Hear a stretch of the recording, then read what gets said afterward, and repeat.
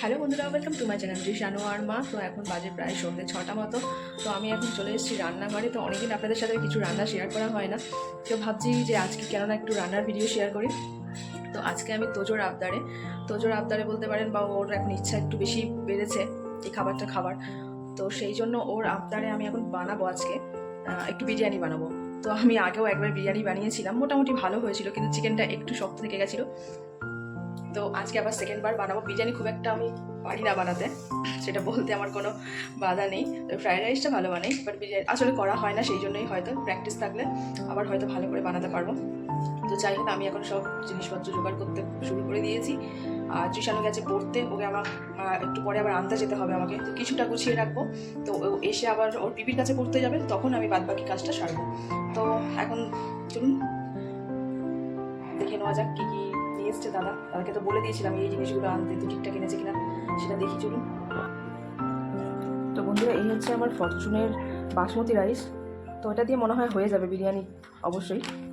আর এখানে আছে এই যে কেশর, আর এখানে বিরিয়ানি মশলা, মিঠা আতর, আর কেওড়া জল, গোলাপ জল। আর এদিকে হচ্ছে এখানে আমার থাকে এর মধ্যে গোটা গরম মশলা সব কিছু, এলাচ, দারচিনি, লবঙ্গ, যা যা হয় আর কি। তো সেটা এর মধ্যে আমি ঢেলে রেখে দিই। তো এখনও আমার কিছু কাটাকাটি হয়নি। তো আমি আলু কেটে নেবো, বেরেস্তার জন্য পেঁয়াজ কেটে নেবো, আদা রসুন এগুলো সব গুছিয়ে রেখে তারপর আমি যাবো জিশানুকে আনতে, এসে রাতে করবো। ও এখনও পর্যন্ত জানে না যে আমি ওর জন্য এটা বানাতে যাচ্ছি। শুধু ওকে বলেছি যে তোর একটা প্রিয় জিনিস, আমি খুব পছন্দের জিনিস বানাবো। তো তার আগে আমি চিকেনটা বের করে রাখি ফ্রিজে, ডিপ ফ্রিজে রাখা আছে, পুরো হিট শক্ত হয়ে গেছে। তো বাড়িতে ছিল না, ওর ভাগে চিকেনটা রাখা আছে, তো ও চিকেনটা দিয়ে ও খাবে, আর আমরা খাবো ডিম আলু দিয়ে বিরিয়ানি। তো চলুন ঝপঝপ করে কাজগুলো সেরে ফেলি।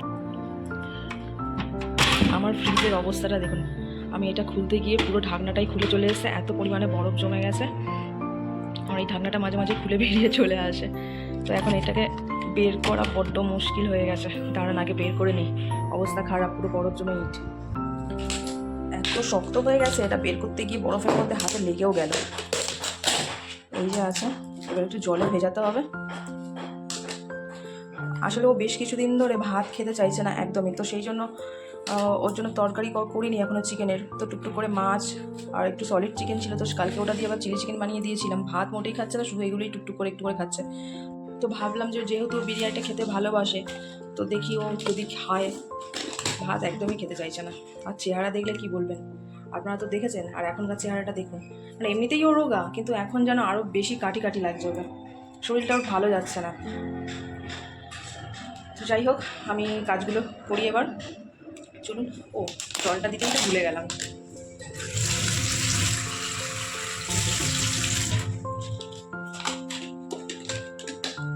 মা খাবে না বিরিয়ানি, মা বিরিয়ানি খাবে না বলতে আমি যদি শুধু ডিম আলু দিয়ে করি তাহলে খেয়ে নেবে, কিন্তু চিকেন যেহেতু মা খায় না, তো সেই জন্য খাবে না।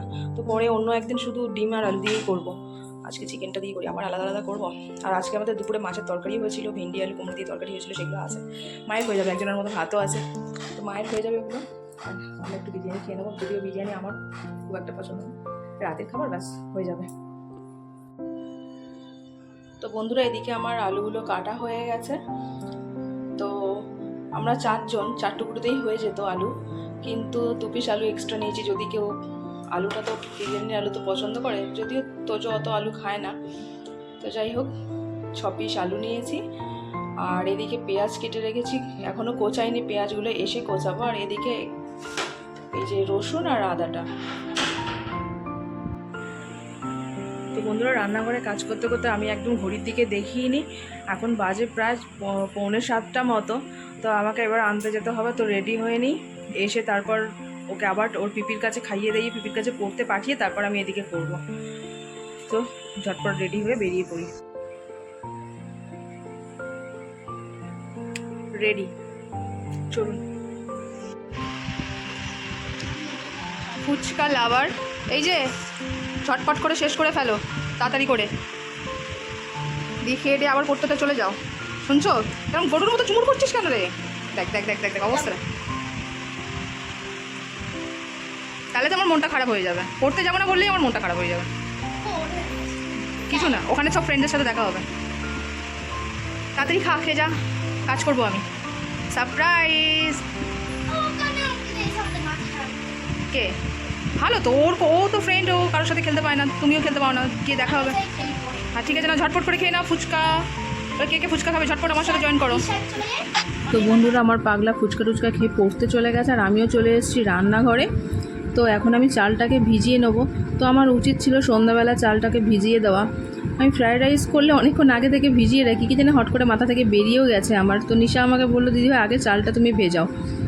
তো একটু না ভিজলে ভালো হবে না। যাই হোক, আমি এখানে এখন 3 কাপ চাল নিয়ে নিচ্ছি। তো আমাদের 3 কাপ চাল বেশি হয়ে যাবে 4 জনার। তো চালটা ধুয়ে আমি কিছুক্ষণ ভিজতে দেব। আর এদিকে আমি কড়াইতে একটু জল দিয়ে তার মধ্যে একটু নুন আর হলুদ দিয়ে আলুগুলো একটু সেদ্ধ করে নেব। তবে আলুগুলো আমি খুব সেদ্ধ করব না, মোটামুটি ওই 80% মতো সেদ্ধ করব।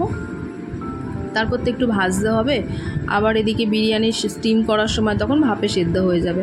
তো সেই জন্য অল্প একটু কাঁচা রেখে দেবো। আর বন্ধুরা, আলুটা বসিয়ে দিয়ে আমি চলে এলাম এবার মশলা করতে। তো আমি মশলার জন্য কিছুটা পরিমাণ আদা কুচিয়ে নিয়েছি আর রসুন নিয়েছি কিছুটা। তবে এর মধ্যে আমি কোনো পেঁয়াজ দেবো না, কারণ পেঁয়াজ দিলে জল ছাড়বে। তো সেই জন্য পেঁয়াজ দেবো না। তবে পরে আমি বেরেস্তাটা, ভেজে রাখা বেরেস্তা এর মধ্যে আমি দিয়ে দেবো। তো এখন আমি ম্যারিনেশনের জন্য অল্প একটু নুন নিলাম, আর 1 চামচ কাশ্মীরি লঙ্কার গুঁড়ো, আর একদম সামান্য পরিমাণে ঝাল লঙ্কার গুঁড়ো। কারণ যেহেতু তোজো ঝাল খায় না, তো সেই জন্য বেশি লঙ্কা দেবো না। আর আদা রসুনটা বাটা, আর দিলাম ভিনিগার। কারণ বাইরে বেরিয়েছিলাম, আমি টক দই আনতে ভুলে গেছি, তো তার বদলে আমি দিচ্ছি একটু ভিনিগার। টক দইটা দিলে খুব ভালো হতো, কিন্তু যেহেতু আনতে ভুলে গেছি, কিছু করার নেই এখন, তো সেই জন্য ভিনিগার। আর দিলাম 2 চামচ তেল। তো ভালো করে এটাকে মাখিয়ে নিয়ে আমি এখন কিছুক্ষণ ম্যারিনেশনের জন্য রেখে দেবো। আর তারপর এদিকে আমি কেটে নিচ্ছি হচ্ছে পেঁয়াজ। তো বেরেস্তার জন্য বেশ কিছুটা আমি পেঁয়াজ কুচিয়ে নেব। তো বন্ধুরা, বেরেস্তাটা বেশ বেশি করে দিলে আমার বেশ ভালো লাগে টেস্টটা। তো সেই জন্য আমি অনেকটা পরিমাণেই পেঁয়াজ কুচিয়ে নিয়েছি। তো আলুটাও মোটামুটি এদিকে হয়ে এসছে। আর আমি এদিকে কড়াইতে তেল দিয়ে দিচ্ছি, আমার স্পেশাল সেই কালো কড়া। অনেকেই বলে যে আমি কড়াটা মাজি না, কড়াটা বাদ দিতে, কিন্তু আমি বাদ দিতে পারছি না, দুঃখিত। কারণ এটা আমার স্পেশাল কড়া, আমার শাশুড়ি মায়ের লোহার কড়া। এটা এরকম যতই মাজি না কেন, ঘষি না কেন, এটা এরকমই কালার থাকবে। তো আমার আলুটাও মোটামুটি সেদ্ধ হয়ে এসছে, হয়ে গেছে, আমি বন্ধ করে দিয়েছি। আর এদিকে বেরেস্তাও ভেজে নিয়েছি আমি। সেই তেলেই আমি তার মধ্যে দিয়ে দিলাম আলুটা। তো আলুটাও কিছুটা ভেজে নেবো আমি ভালো করে, লাল লাল করে। তো এদিকে আলুটা ভাজা হচ্ছে, আর আমি একটু চিকেনটার মধ্যে একটু বিরিয়ানি মশলাটাও দিয়ে দিই। তো সেই সময়টা আমার দিতে অতটা খেয়াল ছিল না, তো এখন বিরিয়ানি মশলাটাও দিয়ে দিচ্ছি। তবে মশলাটা আমি খুব একটা বেশি দেবো না, জাস্ট হালকা একটু, মানে অল্প একটু দেবো। মোটামুটি 1/2 চামচের একটু বেশি দিচ্ছি আমি। আপনারা চাইলে বেশিও দিতে পারেন, কোনো সমস্যা নেই। কারণ আমার এই গন্ধটা ঠিক মানে নিতে পারি না, বেশি একটা গন্ধ, বেশি কেওড়ার জল, গোলাপের জলের গন্ধটা, সেইটা মানে মোটামুটি একটু হালকা, বাড়িতে যেরকম হালকার ওপর হয় সেরকমভাবে বানাচ্ছি আমি। তো বন্ধুরা, দেখতেই পাচ্ছেন যে আমার আলুটা মোটামুটি লাল লাল করে ভাজা হয়ে গেছে। তো আলুগুলোকে আমি তুলে নিচ্ছি, আর এই তেলের মধ্যেই আমি দিয়ে দেবো চিকেন। তো চিকেনের যেহেতু সব কিছু মাখানো আছে, দেওয়া আছে, তো আর কিছু দেবো না, আমি শুধু চিকেনটা কষিয়ে নেব। তো ভালো করে কষানো হয়ে গেলে আমি এর মধ্যে দিয়ে দেবো বেরেস্তা। তো বন্ধুরা, ছোটোবেলায় চিকেন কষা খাওয়ার জন্য কে কে মায়ের পাশে বাটি হাতে দাঁড়িয়ে থাকতেন একটু বলবেন কিন্তু কমেন্টসে। আমরা কিন্তু 2 ভাই বোন একদম দাঁড়িয়ে থাকতাম। তো এখন আমার ছেলেটাও হয়েছে ওরকম, চিকেন রান্না হলে আগেই বলবে, মা আমাকে চিকেন কষাটা তুলে দাও। তো বন্ধুরা, দেখতেই পেলেন আপনারা গল্প শুনতে শুনতে যে বেরেস্তাটা দিয়ে দিলাম, চিকেন কষা হয়ে গেছে। কষার পর আমি বেরেস্তাটা দিয়ে দিয়েছি। তো এর মধ্যে আমি একটু মশলা ধোয়া জলটাও একটু দিয়ে দিলাম। তো এইটুকুই জলটা থাকবে, আর জল দেবো না। তো এর মধ্যেই ঢাকা দিয়ে আমি সেদ্ধ হতে দেবো। তো বন্ধুরা, চিকেনটা ততক্ষণ এদিকে হোক, আর আমি গ্যাসে বসিয়ে দিই এবার বিরিয়ানির যে ভাতটা করব। তো ভাতটা বসিয়ে দিই। তো তার জন্য আমি নিয়েছি একটা ডেচকি। তো আমার যেহেতু হাঁড়িগুলো ওপরে তোলা আছে, তো এখন পাড়ার লোক নেই, আমিও পারতে পারছি না।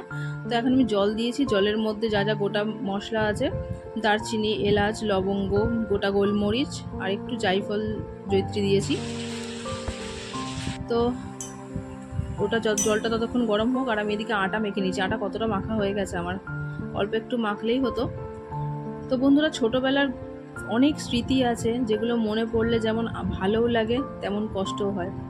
ধরুন, যখন আমাদের যেদিন ডিম রান্না হতো, ডিম আলু সেদ্ধ, মা যদি আলু সেদ্ধ করে রাখতো, সেখান থেকে আলু তুলে খেয়ে নিতাম ভাই আর আমি। বা ধরুন, সোয়াবিনস যেদিন রান্না হচ্ছে আমি কাঁচা সোয়াবিনসই খেয়ে নিতাম। এরকম অনেক স্মৃতি আছে যেগুলো মনে পড়ে ভালো লাগে, আবার কষ্টও হয়। তো বন্ধুরা আমি চালটা এখন দিয়ে দিয়েছি ডেচকিতে, আর এদিকে আমি রেডি করে নিচ্ছি কেশর দিয়ে, দুধ দিয়ে, গোলাপ জল দিয়ে যে গোলাটা সেটা আমি রেডি করে নিচ্ছি আগে থেকেই। তো আগে কেশরগুলো দুধের মধ্যে দিলে একটা কালার আসতো, এখন যে কী কালার হচ্ছে কোনো কালারই আসে না। আর যাই হোক, আমি এই 2 ফোঁটা মতো দেবো একটু মিঠা আতর, আর 1 চামচ করে কেওড়ার জল আর গোলাপ জল দিয়েছি, আর একটু কেশর দিয়ে দিয়েছি দুধের মধ্যে। চলুন বন্ধুরা দেখে নিই ভাতটা কত দূর কী হলো, না হলে আবার বেশি গলে গেলে তখন অসুবিধা। তো এই যে ভাতটা মোটামুটি 80% কুক হয়ে গেছে, হাত দিয়ে ভেঙে দেখলাম ভেঙে যাচ্ছে। তো আমি নামিয়ে নিয়ে একটু আলগা করে বিছিয়ে দিয়েছি, একটু হাওয়া লাগলে বেশ ভালো হবে। তো আমি এই যে এখন গামলার মধ্যে একটু বেরেস্তা আর একটু চিকেনের যে গ্রেভিটা আছে সেটা আর আলু দিয়ে আমি এবার ভাতটাকে বিছিয়ে দেবো পাটে পাটে। তো এবার এসছে আপনাদের দাদা, কাজ হয়ে গেছে, এখন এসছে বাড়ি এসে এখন আমাকে ফোন ধরতে হেল্প করছে। তো দেখলেন বন্ধুরা, আপনারা তো জানেন, যারা বিরিয়ানি বানানোর এক্সপার্ট তারা তো নিশ্চয়ই জানে, আমি তো সবেমাত্র হাতে করে দিচ্ছি, পরে ঠিক আরও ভালো করে হয়ে যাবে। তো সব কিছু দিয়ে আবারও আমি চিকেন আলু দিয়ে আবারও একবার ভাত মিশিয়ে দিচ্ছি। তো দুধ আর যেটা ছিল গোলাটা আর কি, সেটা আমি দিয়ে দিচ্ছি। তো বন্ধুরা এখানে বাদবাকি ভাতটা আর যেটুকু দুধ আছে সব দুধটা দিয়ে আমি এখন ভালো করে 4-5টা আটা দিয়ে মুড়ে আর স্টিমে বসাবো। তো বন্ধুরা আমি এখানে ডাইরেক্ট গ্যাসের উপর বসাইনি, আমি একটা চাটু বসিয়ে চাটুটা ভালো করে গরম করে নিয়ে তার উপর বসিয়ে ওই 20-25 মিনিট মতো বসিয়ে স্টিম করেছিলাম। তো এখন হয়ে গেছে। তো এখন এই যে গরম গরম বিরিয়ানি, ঢাকনা খুলবো আর দারুণ একটা সুগন্ধ, যেটা আমার ভালো লাগে, তো সেইটা এখন উপভোগ করব। তো আটাটা এত পরিমাণে মাখা হয়ে গেছে, তো আমি কম করে দিচ্ছিলাম, আপনাদের দাদা বললো সবটা লাগিয়ে দাও। তো সবটাই লাগিয়ে দিয়ে যে এখন অবস্থাটা খোলা যাচ্ছে না, ওকে চাকু দিয়ে কেটে কেটে কেটে কেটে খুলতে হচ্ছে ঘুরিয়ে ঘুরিয়ে। তো এই যে এখন হয়ে গেছে আমাদের বিরিয়ানির ঢাকনা খোলা, তো দেখতে পাচ্ছেন। তো আমি আলাদা করে কোনো কালার মেশাইনি বিরিয়ানির মধ্যে, যে চিকেনের গ্রেভিটা আছে ওটা দিয়েই কালার চলে আসবে। আর কালারের কি দরকার, ভালো সুগন্ধ বেরোলে ভালো হলে খেয়েই যথেষ্ট। তো আজকের বিরিয়ানিটা কিন্তু আমার খুব ভালো হয়েছিল। আগের প্রথমবার যখন বানিয়েছিলাম তখন একটা খামতি থেকে গেছে, চিকেনটা সেদ্ধ হয়নি, তবে আজকের বিরিয়ানিটা সব কিছুই ঠিকঠাক ছিল। চোখ বন্ধ হয়ে আসছে, সেই সকালে উঠেছে, 6টার সময় উঠেছে, এখন বাজে 11টা। আচ্ছা কেন নিয়ে সবাই দেখে নিচ্ছি, কিন্তু এরকম করছো। বিরিয়ানি পেয়ে তোজোর নাচ শুরু হয়ে গেছে। কেমন হয়েছে বিরিয়ানি বলো? ভালো হয়েছে? একটু ঠান্ডা লেগেছে তো তাই কাশি হচ্ছে তোজোর। তোজোর তো আমরা একসাথে বসলাম, খেলো না আমাদের সাথে, একা একা খাচ্ছে। সবাইকে একটু গুড নাইট আর টাটা করে দাও তো। গুড নাইট বলে দাও সবাইকে, গুড নাইট। তো এখন তোজো বিরিয়ানি খাক, আর আপনাদের সাথেও দেখা হবে নেক্সট পরের ভিডিওতে। তাহলে আজকের মতো এইটুখানি, সকলকে টাটা, গুড নাইট, ভালো থাকবেন, সুস্থ থাকবেন, দেখা হচ্ছে পরের অন্য কোনো ভিডিওতে। আর যারা আমার চ্যানেল নতুন তারা কিন্তু অবশ্যই চ্যানেলটি সাবস্ক্রাইব করে দেবে, আর যারা ফেসবুক থেকে দেখছো তারা কিন্তু ফলো করে দিও। তাহলে আজকের মতো এইটুখানি, সকলকে টাটা, গুড নাইট করে দাও বাবান।